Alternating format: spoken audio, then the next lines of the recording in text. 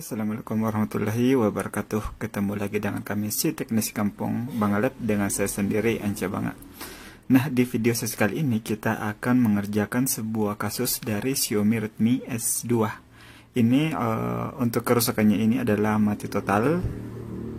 Namun untuk kronologi dari user saya belum tahu pasti apakah karena jatuh atau kena air ataupun secara tiba-tiba.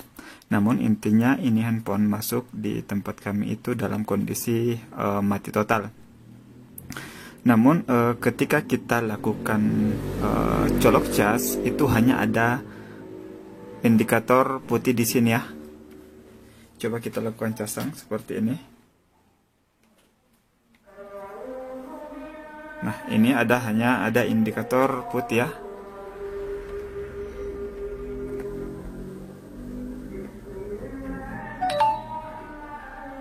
Nih, hanya ada indikator putih.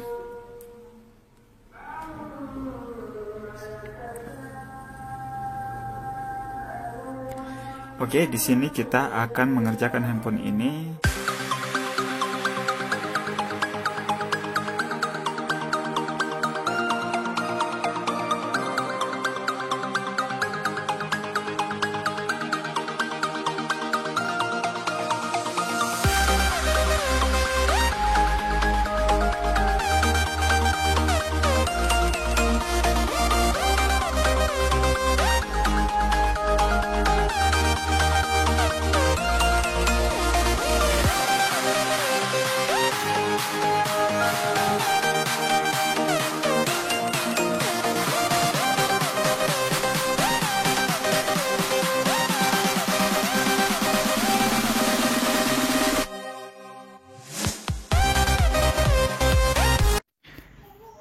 Seperti biasa kita hubungkan menggunakan power supply, merah pada merah dan hitam pada ground. Nah, di sini kita perhatikan untuk nilai konsumsi ampernya. Ini saya tekan power itu ampernya ada pergerakan ya. Saya tekan power. Nah, dia ada gerak. Namun ketika saya lepas, di ampere pun ikut turun. Dan di sini ketika saya tekan powernya lama, konsumsi ampernya seperti ini ya. Nah, seperti ini. Di sini kita akan mengerjakan Xiaomi Redmi S2 ini menggunakan titik ukur yang telah kami siapkan ya. Ini adalah sebuah titik ukur mati total untuk Xiaomi Redmi S2 yang telah kami buat agar mempermudah kita dalam menganalisa sebuah kasus untuk bagian Xiaomi Redmi S2 ini. Namun untuk kita lakukan ukuran pasif di titik-titik ukur yang telah kita buat ini.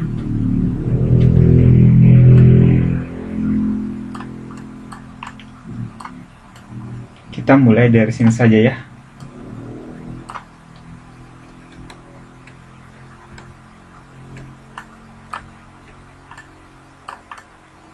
Oke, kita mulai dari sini saja.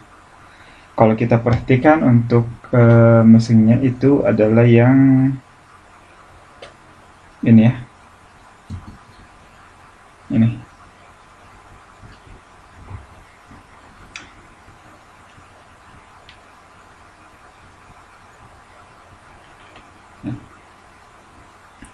Yang pertama kita lakukan pengukuran di VREQ S5 S6 dulu.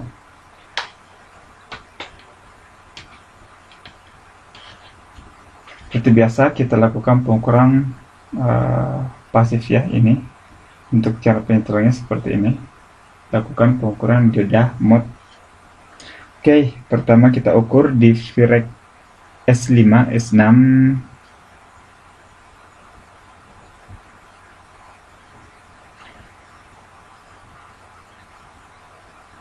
Oke, di sini normalin memang di sini agak rendah ya. Kemudian selanjutnya itu ada VREQ S7. Sini lilitan ini. Oke, juga ini memang agak rendah normal ya. Kemudian ini Virac S2.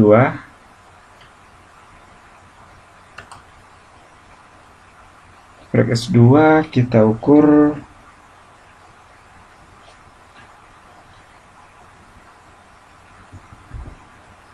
juga agak rendah, normal juga. Kemudian di Virac L11 ini.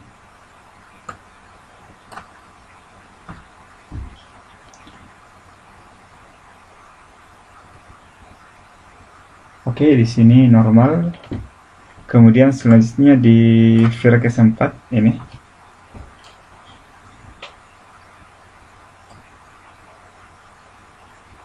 Ini juga normal ya. Kemudian selanjutnya itu ini Virac Exhaust. Ini.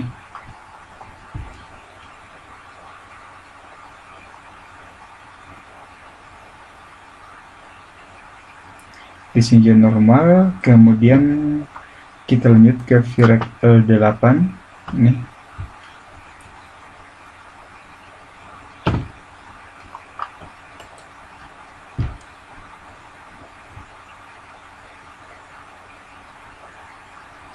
Oke, di sini juga normal. Jadi untuk ini tunggu ya. Ini ada juga satu Virac L14 di dekat situ ya. Ini.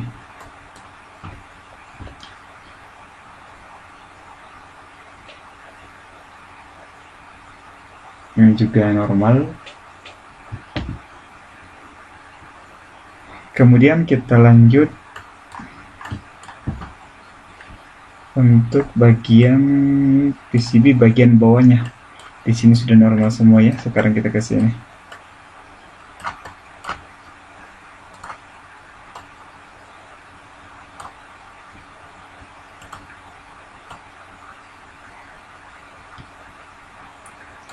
Pertama kita lakukan pengukuran, kita urut saja dari sini ya.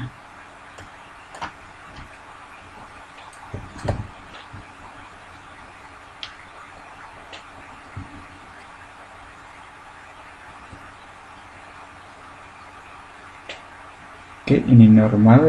Kemudian selanjutnya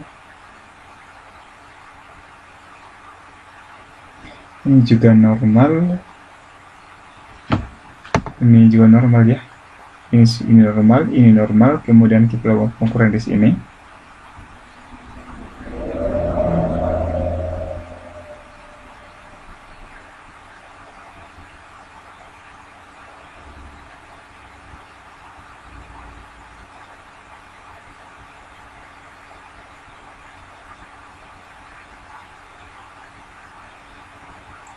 Agak rendah ya. Agak rendah, 141. Kemudian selanjutnya ini Virac Pelder.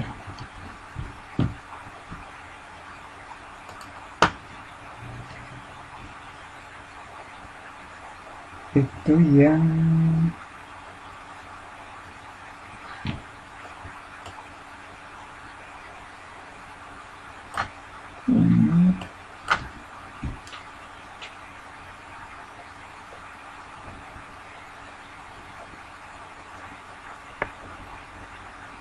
ini juga normal.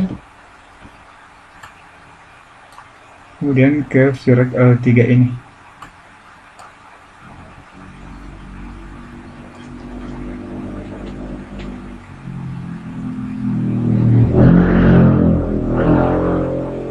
Oke, normal. Kemudian di sini Virac L7.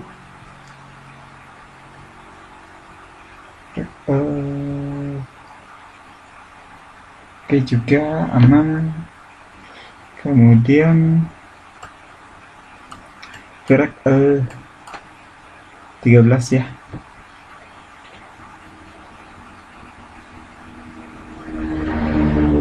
Oke, aman juga. Kemudian ini Virek L5.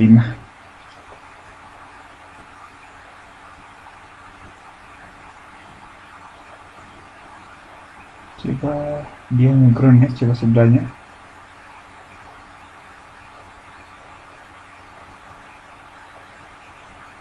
Ini sebelah, ini kaki yang satunya. Oke, jadi setelah kita lakukan pengukuran di Virek L5 di kapasitor ini di sini kakinya bagian bawah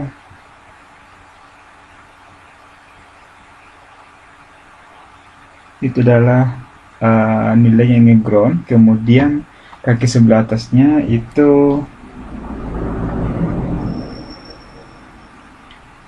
juga ngeground ya.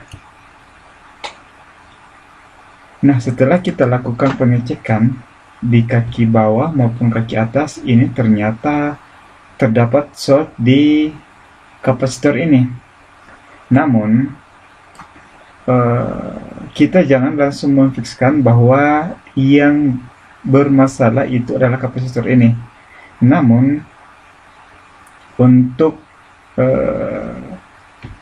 jalur ini sudah bermasalah, tapi bukan kapasitor ini. Kita harus membuka dulu sebuah skematiknya untuk memastikan kerusakannya itu di mana dan jalur ini dia kemana saja. Oke, coba kita buka skematiknya.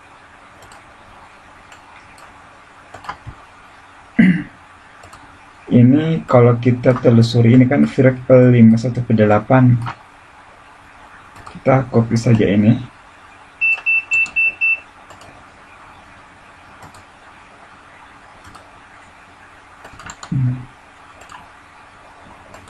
Sourcing. Nah, setelah kita searching, itu ternyata ada banyak ya di jalur Virek L51P8 ini. Coba kita klik satu-satu ke sini, dan ke sini. Nah, di sini dia juga masuk ke sebuah MSM CPU-nya ya. Dia juga masuk ke CPU-nya. Namun di sini kita melihat terdapat sebuah resistor yang terpasang seri. Jadi kita di sini coba lakukan pengukuran pasif di resistor ini di R1003.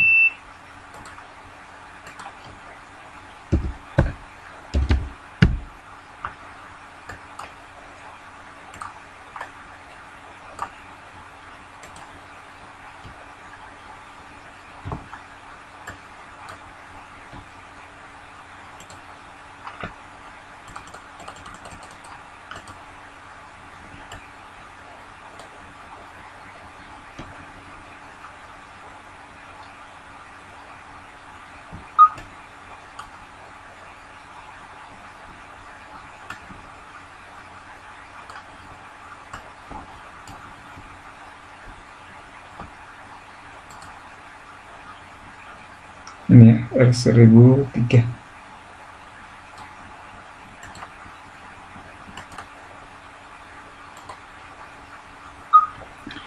Oke, di sini kita lakukan pengukuran di R1003 ini.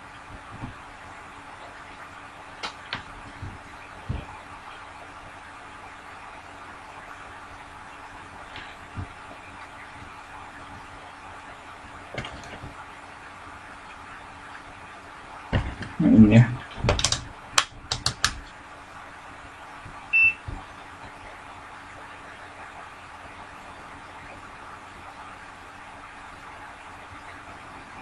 Nah, di R1003 ini itu juga ngeground. Ya, otomatis dia ngeground karena ini satu jalur ya. Sekarang untuk solusinya itu bisa kita suntik tegangan di sini, namun bisa juga kita melepas untuk bagian resistor ini. untuk memastikan kerusakannya itu apakah di bagian CPU-nya atau permasalahannya bukan terdapat di CPU ini. Namun di sini kita coba lakukan pelepasan dulu untuk bagian resistor ini untuk memastikan apakah CPU atau bukan ya.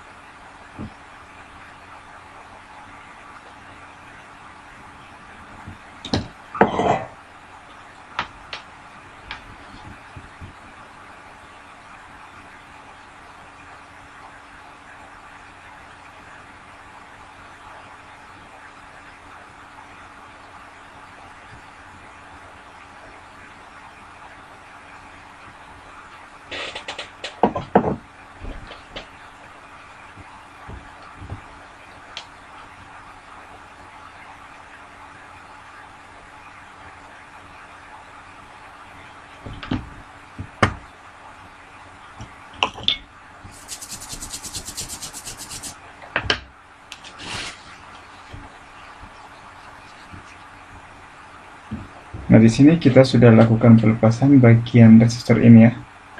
Sekarang kita lakukan pengukuran di C1061 untuk memastikan kerusakannya area ini ataukah yang ini. C1061.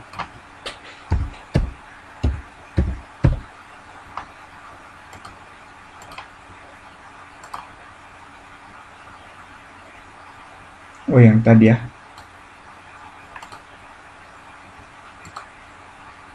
Yang ini.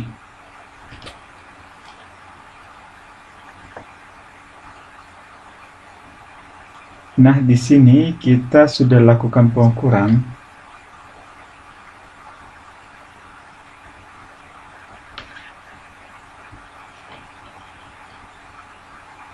Di sini kita sudah lakukan pengukuran, ternyata kapasitor ini masih ngeground. Dapat dipastikan bahwa penyebabnya itu adalah CPU ataupun kapasitor yang ketiga ini. Jadi ada 4 penyebabnya yang menyebabkan jalur ini ngeground, yaitu 1 CPU dan ada 3 buah kapasitor. Namun untuk solusinya seperti ini. Yang pertama, kita bisa lakukan pengangkatan di kapasitor ini. Kita bisa lakukan pengangkatan di kapasitor ini 1, 2, 3. Ketika kita sudah lakukan pengangkatan di kapasitor ini, ternyata jalur ini masih ngeground, itu dapat dipastikan penyebabnya adalah CPU ini bermasalah. Namun ketika kita lakukan pengangkatan di ketiga komponen ini, ternyata jalur ini sudah tidak ngeground, berarti kapasitor ini di salah satu kapasitor ini yang bermasalah. Namun kembali lagi, ketika kita mengambil kesimpulan mengira-ngira yang mana kapasitor ini yang menyebabkan ngeground, itu akan juga membuang waktu ya. Ada bagusnya kita cukup suntik tegangan di jalur ini dan kita raba mana yang panas untuk memastikan kerusakannya itu apakah terdapat pada kapasitor ini ataupun pada CPU ini sendiri. Namun di sini karena kita belajar ya, jadi kita ambil cara tercepatnya lah, yaitu kita lakukan suntik tegangan di sini untuk memastikan kerusakannya itu apakah kapasitor ini ataupun di CPU ini.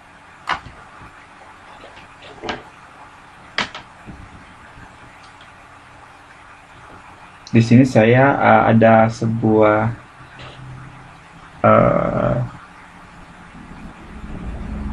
kabel power supply, di mana power supply ini saya set di 1,7 volt. Setelah itu, yang kabel hitam saya taruh ke hitam, kemudian yang merah saya taruh ke resistor ini, di jalur ini ya, atau kapasitor ini. Saya coba taruh di resistor ini saja, ini, atau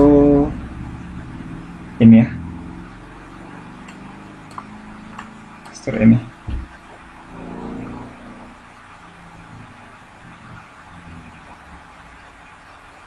Ampere pun ikut naik. Kemudian setelah saya terapkan seperti ini, itu yang hangat itu bukan bagian kapasitor itu ya, kapasitor ini, tapi yang hangat itu atau panas saya rasakan di CPU ini. Nah, di sini setelah saya lakukan suntik tegangan di komponen resistor ini, ternyata yang saya rasakan hangat bahkan panas itu adalah CPU ini sendiri. Dapat dipastikan bahwa CPU ini bermasalah. Namun di sini karena saya belum ada stok bagian MSM 8953 ini, itu jadi saya lakukan pengorderan dulu. Setelah itu kita akan lanjut di video sesi kedua untuk melakukan pengangkatan, pengukuran, dan penggantian di CPU ini sendiri untuk memastikan apakah hasil analisa kita untuk step by stepnya yang kita lakukan tadi itu sudah tepat atau tidak dalam menentukan bahwa memang fix CPU yang bermasalah. Oke, silakan nantikan video selanjutnya di video sesi kedua. Sekian, assalamualaikum warahmatullahi wabarakatuh.